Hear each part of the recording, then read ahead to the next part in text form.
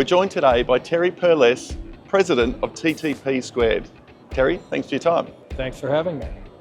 With more than 30 years experience in the vanadium market globally, your views count and people are very interested in what you have to say. You talk to people on the supply and the demand side. What are you seeing and where do you think the vanadium price is headed?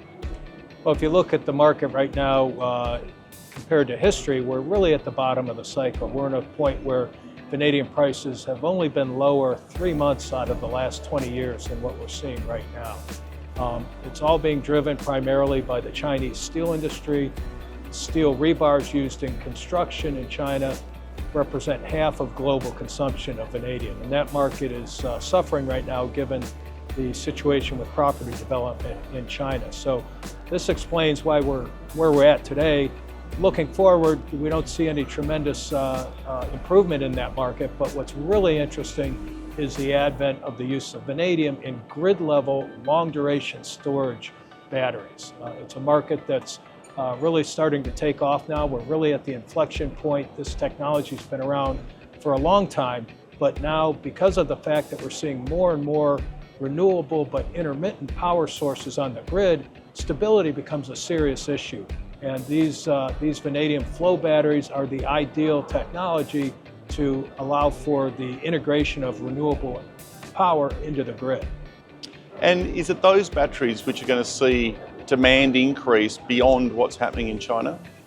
Yeah, China's leading the way. As usual, China sees the opportunity. There's a tremendous amount of renewable but intermittent power on the grid already in China, and much more planned. They have a lot of vanadium in the ground, and as usual, they're looking 5-10 years down the road and building out the supply chain for these batteries. So it's certainly starting and being led in China, but we are seeing a lot of traction now in other parts of the world. In Southern California today, almost 50% of the electricity on the grid is coming from renewable sources. And so we have this stability issue, and we're seeing a number of projects going into California, into Arizona, and in the next few months I expect to see some pretty big announcements with projects in Europe focused on grid integration as well as supporting data centers that are popping up all over the world now. So it's really quite exciting right now what's going on in the vanadium space. And when do you expect to see a flow down into the producers of vanadium and more projects starting to come on stream to meet this demand? Yeah, so there's a lot of potential projects that have been out there for a long time, struggling frankly to draw capital.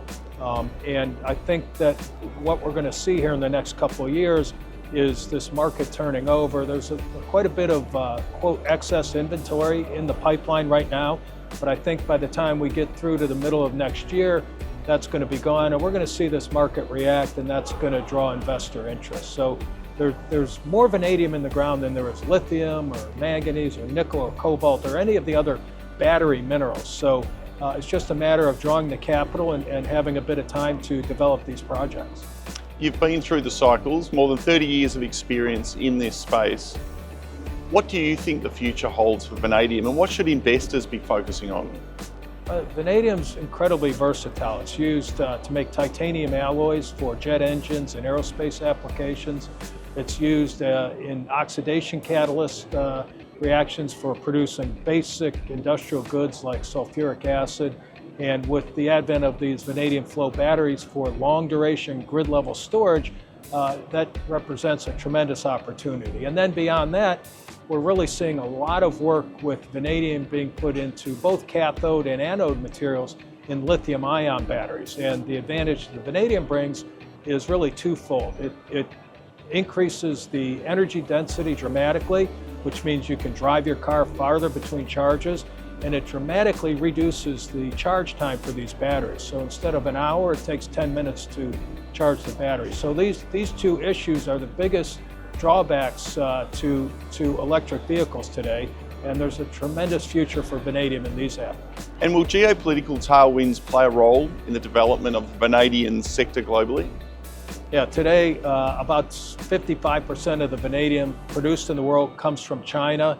If we look at China and Russia together, it's about 80%, and if we throw South Africa into the mix, it's about 95% of the supply base comes from those three countries.